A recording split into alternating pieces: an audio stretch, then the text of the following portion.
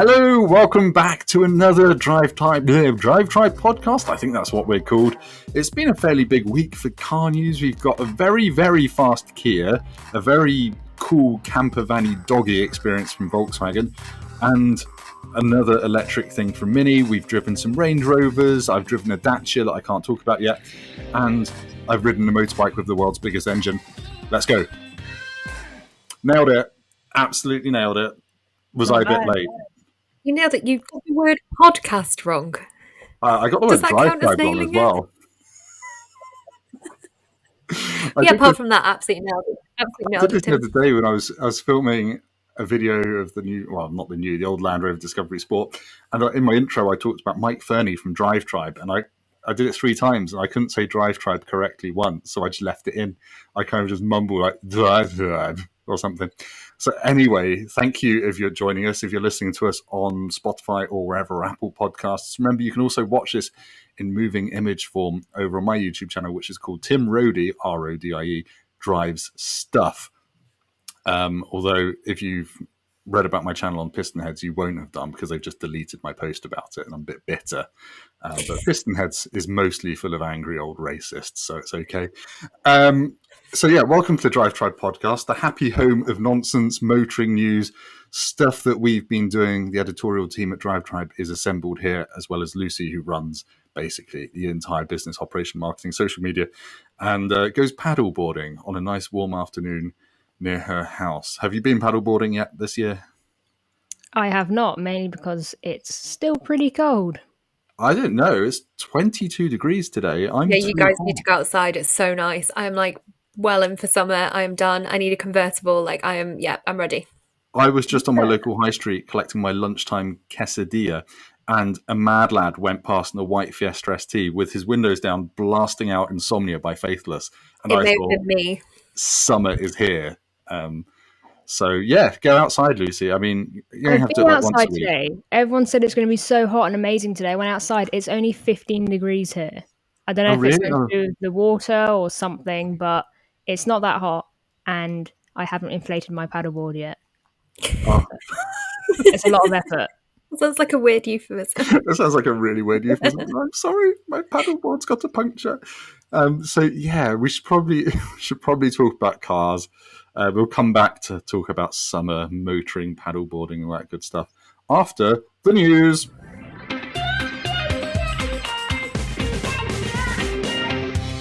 First up is some actual news, stuff that was announced this morning. Kia, who are, Kia, they make sensible cars with 7-year warranties, blah, blah, blah.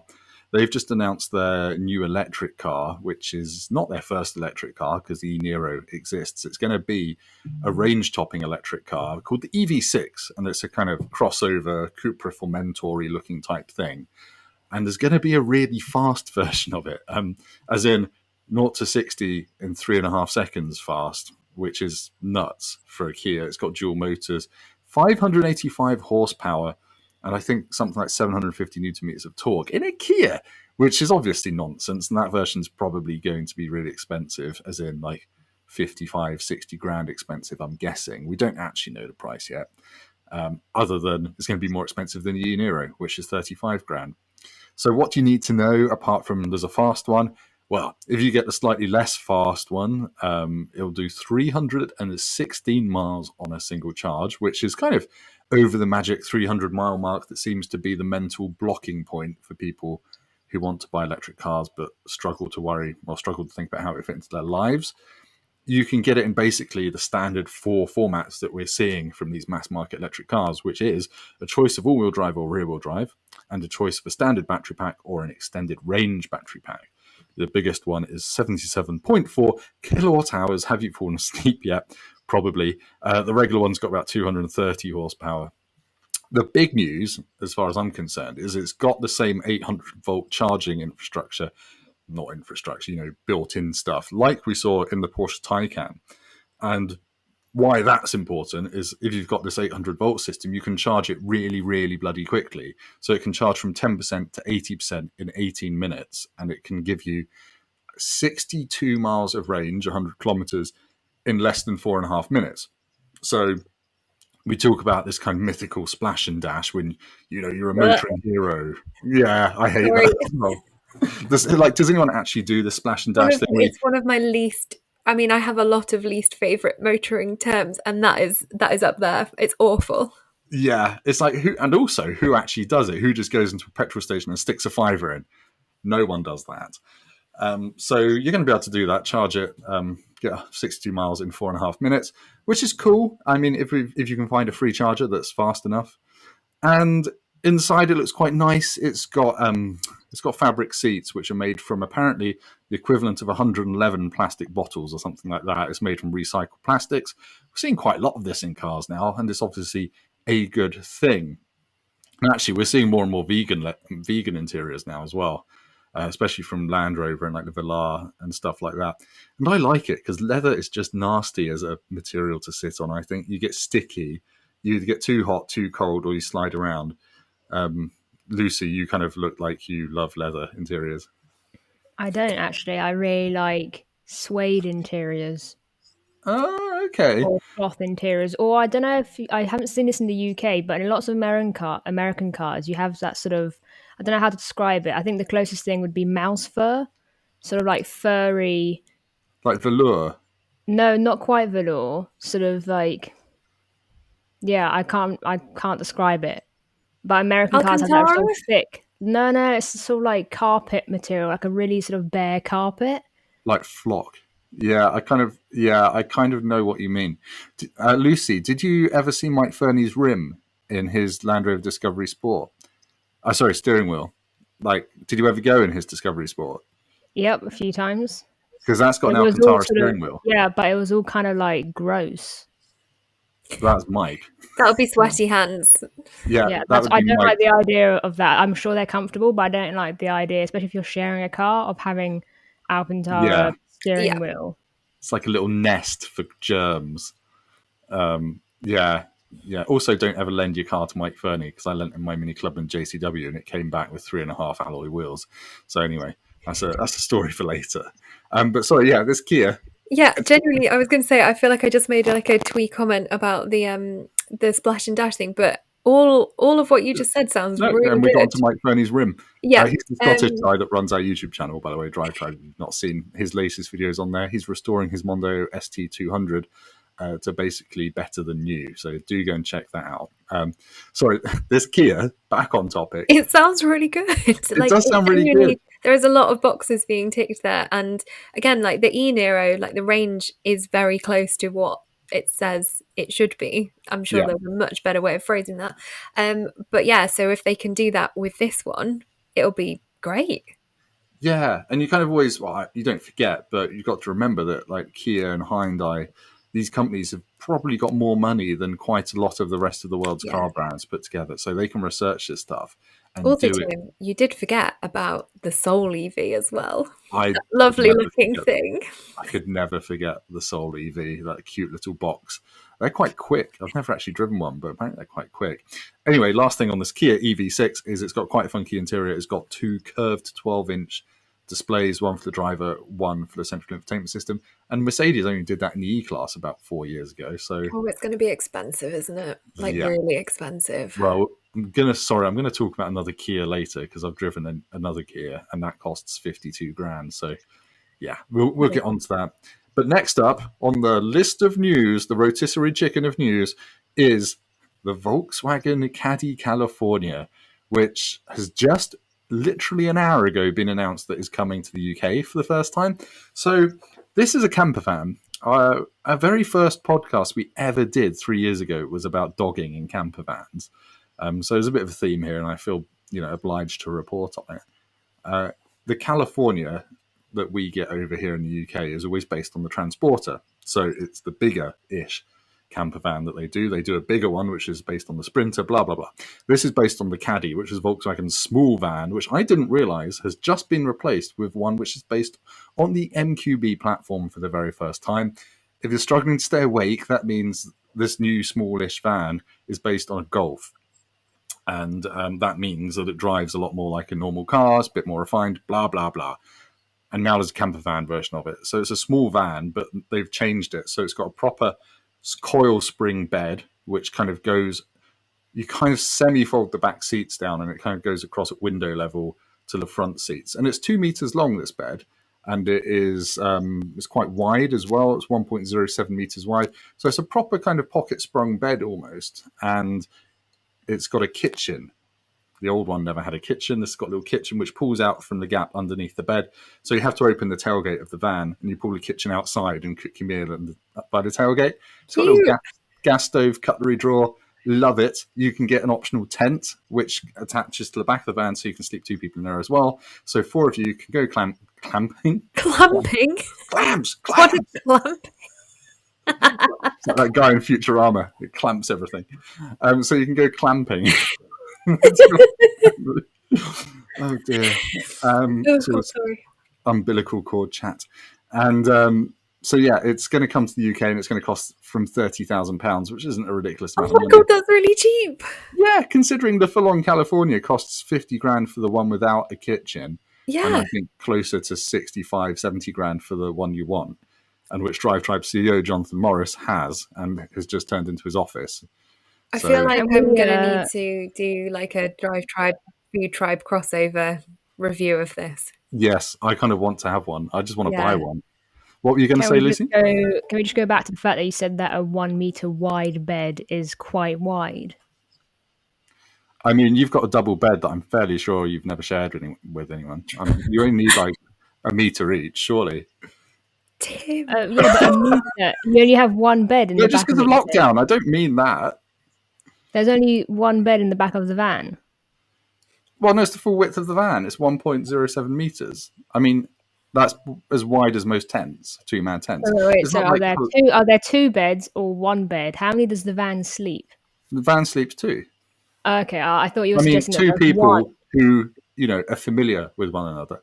I thought you were suggesting that it had one mattress that was 1 meter wide, which in my head would make no sense, because who would want to go out on their own camping in their van? No, yeah. It is one mattress that is only 1.07 meters wide, yeah. Is this the first road hog joint test, or would that be a bit much? And maybe your missus wouldn't be too pleased about that. I mean, as long as you don't get too cuddly in the night, I'm sure it'll be fine. I mean, I snort like an absolute mother trucker. Okay, so now I'm out. You wouldn't enjoy it. Lucy can be in the little bit on the back. Lucy can go in the tent. We can do a little family trip out. No, let's just take the podcast on the road to have even worse sound quality than usual in a camper van and to tent. You up for that, Lucy? I'm not a huge camping fan. You surprise me. Why? I don't know. It doesn't surprise me at all. I love camping. I just don't like campsites. I've probably been camping no more than sort of 15 times, and I probably enjoyed it twice. Were you really hammered both of those times that you enjoyed it? I had consumed some alcohol, yes. See, that's the thing about camping, is that you end up having to go to a campsite, and campsites are invariably full of, I'm not going to beat around the bush, much scummier families with their children, and just who setting fire to things, like riding their BMXs and dirt bikes over your tents. Maybe it's just Mad Max. I don't know. Where have you been camping? France. Oh, okay. To be fair, my best time camping ever was wild camping in the Lake District. That was. You allowed to wild camp in the Lake District? I think so. It was probably half a day's walk from anywhere, and waking up to sunrise on the top of a massive hill, which was a mistake in hindsight because it was very windy. But waking up to sunrise in a tent was pretty cool. But other than that, I'm not a fan of camping. I mean, I tend to only camp on motorbike trips around Europe, and that's kind of fun because you've got your tent, everything with you on a motorbike.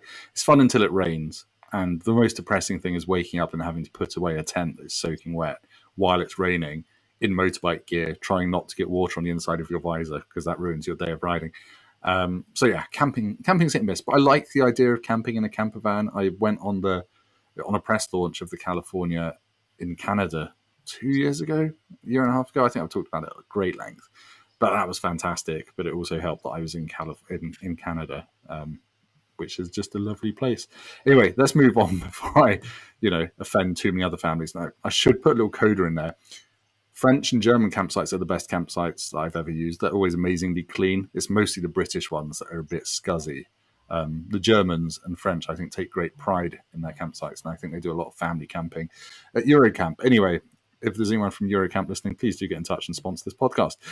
The final bit of news, Jesus, I'll get there, is that Formula E has a new safety car, pace car. I should probably have worked that one out.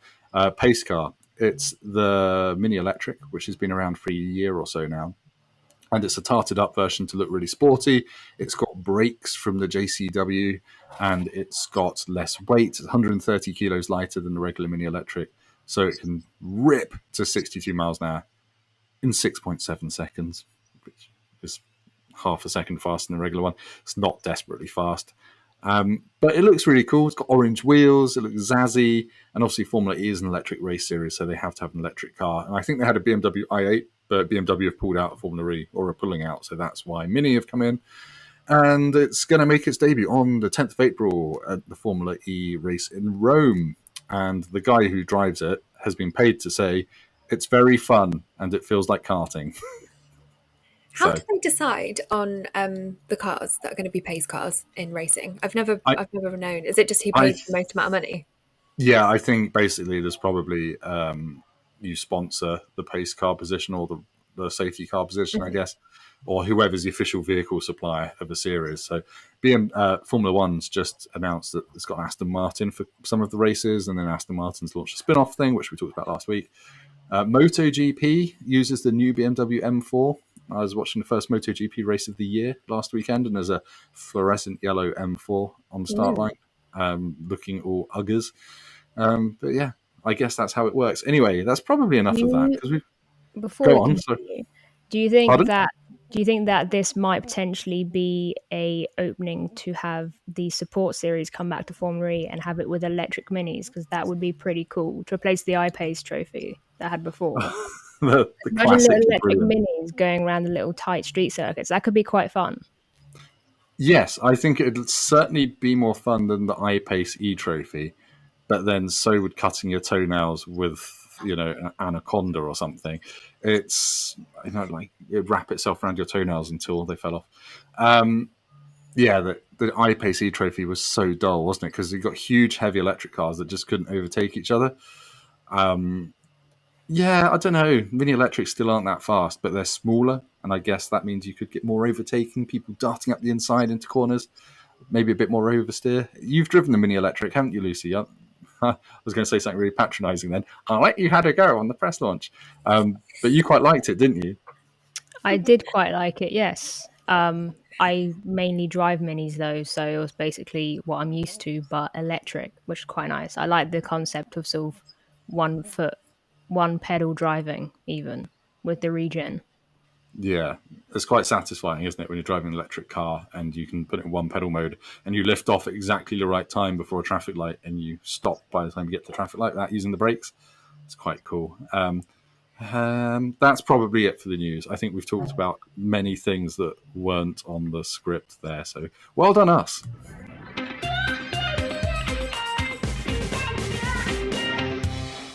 Right, on to talking about stuff we've been doing and will be doing in the past week and in the next couple of weeks. So, Rachael Hogg, you've been driving a Range Rover Velar. I have been driving the Velar. It was on the same day as Disco, but the embargo hadn't lifted before we recorded the last podcast, so here we are. But yes, it was my first time driving a Velar, actually. Hadn't driven one before. Expected to not necessarily love it because of the image of a Velar. It's a very kind of Cheshireite, yummy mummy, Lululemon, sweaty Betty legging wearing type car, in my opinion. But I really, really liked it. It was great. Similar to the Discovery, they've got rid of the V6s in favour of straight 6s or the mild hybrid, and there's also a plug-in hybrid now.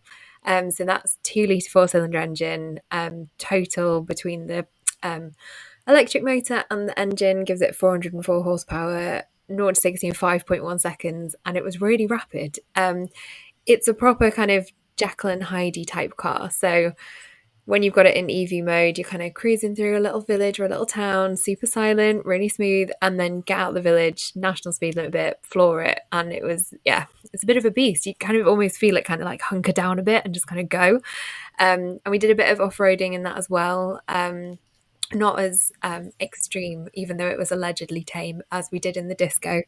But it was really, really capable. I mean, I think we probably did more than 99.999% of Velar owners would ever do, unless they found themselves slightly off-roading in the like Soho farmhouse or something. But yeah, it was really, really good. I'm a big fan. And the interior is looking fab. So it was my first time using the Pivi Pro system, which super intuitive, looks great as long as it's working. And yeah. Who buys a Velar though? Because I can't really work out who it's for, sort of thing. It's almost like get a Range Rover Sport. I think it's got more of a like fashiony image than Range Rover Sport. I feel like Range Rover Sport, because it's got sport in it, then kind of maybe doesn't appeal to the yummy mummy crowd. I don't know. Yeah, that's true. Actually, I seem to remember having a chat with Land Rover's PR guy, and we were kind of saying, would Land Rover ever do an estate car? And they said never say never, but to be honest, look at the Velar. That's the kind of closest thing we do to a normal car. So I guess that kind of answers my question. Did anyone get any punctures on the off-road course? No one got any punctures. Yeah. Seems to be I'm the only idiot that can get a puncture at the Land Rover Centre in a Defender. Just you. How much is it roughly? How much is it indeed? It starts at some money on it. It starts at £46,110 for the base spec model. Perfect. So actually about 60 grand then for one. Yeah, 70 grand for the one you want. That's fine. I was out at Kia's headquarters in the UK last Wednesday driving the new Kia Sorento plug-in hybrid, which sounds really dull. But then you see the new Kia Sorento, and it looks like nice. An American car. It's got such an angry face on it. It's this big 7-seater box, basically, that's got really nice arse. It's got like kind of 6 like lights, like a Mustang almost. It's just, I don't know. There's something about it. It's very confident. It's got very confident bum, and yeah, just like you. No, my bum used to be confident, but it definitely wears a paper bag these days. Can you wear a paper bag on your bum? I don't know. I don't want to find out. Well, my colostomy bag just slipped out. It's gone external. So yeah, it's a hybrid, and I drove the top spec one, which is £52,000. People are going to be saying, "Oh my god, 50 grand for a Kia," but every review you've seen of Kia over the past 5 years would have said, "Oh, Kia's surprisingly premium these days. Oh, it feels posh inside, like a Volkswagen or getting on for Audi." And lo and behold, the prices have gone up, and things have started to get more expensive. The hybridness of this new thing worked really well. I think it's a 35-mile electric range. It's paired with a 1.6 litre, 180 horsepower petrol, which it's all right. It's a little bit thrashy when it kicks in, but it's fairly muted, and it feels pretty quick. It's 260 horsepower altogether, so it's got a chunky motor on it, and it's a 7-seater. But what I really liked is just the interior. Again, feels posh, and it's got this kind of like quilted leather in this top spec 4 trim. I hate that Kia just calls their trim levels numbers, but whatever. I like that. It makes it so much more simple. It does make it. It's like, oh, is excellence above SEL, or is it below it? So yeah, I really liked it, and it's got really neat infotainment system, which has got like neon pink lettering and stuff. So it looks like a really cool Korean fried chicken shop, like at night. It's really cool. And the digital driver's display's got, when you indicate, there's 2 elements on the left and right in circles which disappear, and it shows a camera view looking behind you from your rearview mirror. So if you indicate right, you get a view backwards along the right-hand side of your car, so you can see if there's any cyclists coming and stuff like that before you turn, and that's displayed in the dashboard. And I'm like, that's genius, that is. Just if you're driving around cities, and also you can see where the curbs are. So if you're taking a tight corner, you've got it there in front of you. So Mike Fernie won't trash another one of your alloys. Yeah, Mike Fernie. The worst thing is about the alloy that he trashed is that it's black, so it shows up. It shows up quite a lot. And I've also got to film the car as well, so I'm just going to have to film it from the other side. It's no big deal. These things happen in war. Right. I've also been driving the new Dacia Sandero and Sandero Stepway. However, I can't talk about it until the 14th of April. That's all a I will say long is time away. it is. It's a really long embargo, which is annoying as well, because people have actually, you've been able, if you went on the international launch or had international cars in the UK in January, I think you were allowed to talk about it back then. Let's just say it won What Car's Car of the Year for 2021 back in January. So I can't give my impressions, but they clearly think it's all right. I'll speak about it in a couple of weeks. It's still... Also, can we talk about how both James May and Lucy Brown pronounce Dacia? Incorrectly, yes. They say Dacia, and that's not correct. Well, no, that's just wrong. I think basically the UK were only introduced to the brand through James May, fair enough, on Top Gear. He did an outstanding job building some brand recognition, and he always called it Dacia. And I think at one point might have pointed out it's pronounced Dacia because it's Romanian, and that's how you say it. But yeah, this new Sandero is still the UK's cheapest car at £8,000, although no one buys that one because it hasn't got a radio or anything. Everyone buys a £9,000 one. Anyway, one last thing that I've been riding. I don't normally talk about motorbikes on the podcast. Shoehorn, World War II. I've been riding the Triumph Rocket 3, which has been out for a year and a half. It's the new one. If you don't know anything about motorbikes, all you really need to know is it looks like a low kind of cruiser Harley Davidson type thing with a back tire that is 240 millimeters wide, which is very, very wide in motorbike terms. So it's like a car tire, bigger than most car tires.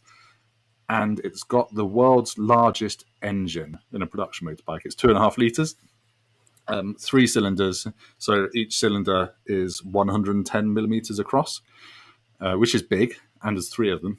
And it goes like a rocket, hence the name.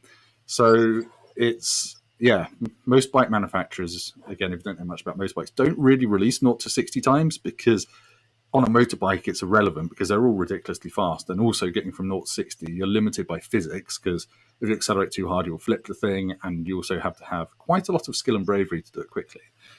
But they've set a Guinness World Record on this thing for 2.73 seconds to 60. Oh, that honestly sounds terrifying. I mean, a Tesla is faster, whatever, but this is a motorbike. Motorbikes are cooler. And I think pretty much, you can get close to that as Joe blogs because it's got a really long wheelbase, which means it doesn't wheelie as much and it weighs a lot. It's 300 kilos. So it does just hook up and disappears. But yeah, I rode it to this Dacia event and I rode home around the M25 in my jeans in the pissing rain. It was grim. And I accelerated at, I think it's 50 miles an hour in 3rd gear, just half throttle. And the traction control light was flickering. And I'm like, it's trying to wheel spin in 3rd gear on the M25. So it's got a lot of torque. It's 221 Newton meters, which is more than quite a lot of cars from 10 years ago. 167 horsepower. It's rapid and it goes around corners. You look at it and you think that's going to be like that ship that got stuck in the Suez Canal, but it's not. It's nice, goes around nicely. Thank you. Yeah, I really loved it. It's £20,000, so it's not chump change by any stretch of the imagination. But I really kind of want one now. It's just, I don't know. I said in my video that I filmed yesterday, lots of motorbikes are silly, like sports bikes. They're all crazy fast, but they all do a job, like whether it's setting lap times or transporting you across the Sahara Desert in comfort. This serves no real purpose other than to put a massive smile on your face. And I kind of like it because of that, because it's just stupid. So that was the Triumph Rocket 3. Go and check out my YouTube channel, Tim Rodey Rides Motorbikes, and there will be a review of that up in a couple of days. Right. What haven't we talked about? Summer. We should talk about summer and the beneficial effect of the star in the sky on your health. I've just been out for a walk, as I said, to get my Mexican food for lunch. And it's just nice. It's just good for the soul. But like suddenly feeling the warmth of the sun on your skin. I know I've been whinging that it's too hot already because my perfect temperature is 16.5 degrees. But yeah, it's just, isn't it nice to be outside with the sun beating down, hearing people with their nice cars, getting them out, starting them up. Let us know what you're doing, your summer driving. You can tweet me at Tim Rodey. If you've got any questions for us as well, tweet me at Tim Rodey, that's R-O-D-I-E, on Twitter or Instagram or wherever you can find us on DriveTribe. Heard it's a pretty good website. Yeah. Have you ever had a summer car, Rachel, that you just use in summer? Or have you just got a car that you use all year round? But I have got an LC500 convertible next week. Oh, no, I'm so envious. So that's the V8 Lexus GT, basically, isn't it? Stunning. Oh, my God. Yes, I'm very excited. So I'm hoping the weather is... I don't think it's going to be. It's probably going to rain all week. But if it was anything like it is today, it'll be pretty perfect. Have you done that thing where you ask for the spec sheet just so you can see what colour it's going to be and get excited? Because I do that. I haven't got the colour yet. Ooh, Lexus did have a really good, I don't think it was convertible, but they had an LC500 on their press fleet, which was like a forest green with a beige or tan interior. And it looked so good. It looked so sophisticated. Oh, yeah. I've never driven one. I'd like to have a go in one at some point. So, yeah, well, you'll have fun in that. I'm off to Norfolk tomorrow to go and drive the final edition of the Lotus Exige 430 Cup, or whatever it's called, on their track. Then I'm going to grab an Elise final edition and bring that home for a week to live with. I'm jealous. I've always wanted to drive an Elise. And it's going to be really sunny tomorrow. So I thought, I can take the roof off. But I can't because I'm a bald man. And if you're a bald man, or really any person in a convertible, what you learn in a convertible quite quickly is the only weather you really want to have the roof down is in winter when it's sunny but cold. And the sun is weak, because if it's summer and you have the roof down, you burn to a crisp. It's just not fun. And you'll drive along, you'll have the wind blast, and you'll think, oh yeah, no, it's fine. It's reasonably mild because I'm getting all the wind from the roof down. And you get home and you're like a lobster, and the next day your skin has just cracked like the, desert floor in Moab or something. So convertibles... More references today, Tim. Yeah, really weird. What's wrong? I was reading, I think that came to mind because I was reading a news story about how Jeep is installing electric charging points at lots of trailheads in Moab. So okay. I think Jeep is preparing for a fully electric Jeep, and they are going to their target base, which is Americans who actually do off-roading, and they're building electric charging stations out in the desert in Moab. It makes slightly more sense, maybe? Yes, possibly. But I read that story 3 days ago. It's obviously stuck in my mind. But yeah, like convertibles, I love the idea of convertible, and I do feel that if you've got a convertible, you should have the roof down if it's not raining. Oh yeah.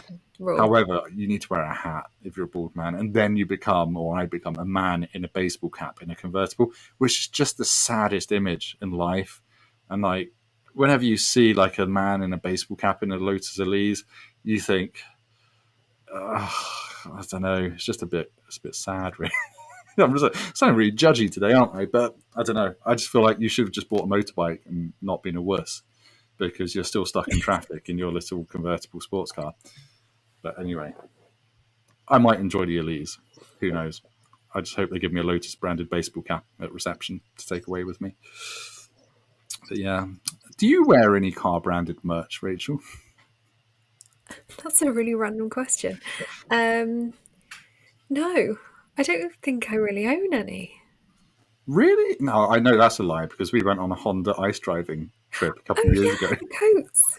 Yeah. We got Honda branded coats. The thing is, though, this makes me sound like a bit of an arsehole, but they're men's coats. Yeah. So, like, they just don't appreciate the fact that women actually have hips, and therefore it doesn't necessarily fit me as well as it would a normal man like you. Yes. At least it wasn't like the year before. This makes me sound like a massive arsehole. The year before, we went away with Honda to go and do skids and Civics on ice and snowmobiling. The year before, I went away with Skoda to do the same thing. And they gave us these, like, they were like shell, like really thin shell kind of coats. They're like that kind of almost like neoprene material type coats. And I'm like, it's minus 20 outside. My beard has frozen. I'm glad I brought my ski jacket, frankly. Should never rely on the free coats. But apparently Bentley does a good free coat. You do not do any favours for how people view this. No. I mean, no one... I'm hating both of you right now so much. You have no idea. Yeah, I know. But we'll get on to... Oh, no, Mike Fernie, I think I spoke about his Dirt Rally 2.0 jacket in the last podcast, and he pulled me up on it. But no, apparently Bentley gives away like Canada Goose jackets on their ice driving adventures or something. So you've got this like 800 quid lovely jacket with Bentley written all over it. So you've got this thing of like, oh, this is great. I'm very grateful for this, but I don't. Do you want to walk around with a Bentley jacket? I don't know. Possibly not. Speaking of which, actually, I'm driving a Bentley next week on a racetrack. The £1 million or £2 million Bentley Bacalar. I think I'm allowed to talk about that. I haven't driven it yet. It's a pre-production car on track for half a day next week. It's That's very cool. Yeah, it's like the 2-seater, 650 horsepower. They're only making 12 of them, so they're all like 2 million quid or something. That should be quite interesting. Right. Lucy, do you own any motoring branded clothing? I do not, no. The closest thing I have is a mini water bottle. Oh, yes, from the Mini Electric launch. I'm trying to cut this podcast short, but I've received in the past 6 months, I think 4 or 5 water bottles from manufacturers, because in these days of COVID press launches, you get in a car and there's obviously everyone's going to go not go single-use plastic. So you used to just get single-use bottles of water, but now you get a branded flask, and every week I bring another one home, and my girlfriend's like, what do we do with all of these? I don't need them. We don't need them. We can't throw them away because that defeats the whole point. So there might be charity shops. Sorry. Do you like having lots of water bottles? I'll send you all of my branded water bottles. I've got a Hyundai one. I've got a Ducati one. I've got a Kia one. I've got a Dacia one now. Actually, yeah, to be fair, I wouldn't use it. I've got 2. I've got a Gran Turismo one and a mini one, and the Gran Turismo one's for hot things. So that's all you need, really. Hot and a cold one. I just use a mug, to be honest. But anyway, we've probably talked way too long. I've talked far too much. I'm sorry about that. I'll let everyone else do more talking next week. But yes, thank you ever so much for listening. Remember, tweet me at Tim Rodey on Twitter. I can take the abuse because I can always block you if you're a bastard. And that's been Rachel and that's been Lucy. I'll let them say their own names in a slightly weird, disjointed way now. Oh, God. I've been Rachel. And I've been Lucy. Thank you so much. God, that was awkward. At least no one's listening to this bit. I tried dancing when you introed the news and managed to knock my mic, so I think I'll sit still for this bit. Is that Pepsi Max, Lucy? Always. Although I did try switching to Fanta recently. Ooh, Fanta, invented by the Nazis. That's another bit we can talk about. Yeah. Yeah, because everyone embargoed the deliveries of Coke, so they created Fanta. Yeah, exactly that. So we blockaded all the supplies that they needed to make Coke in Germany, so they invented Fanta.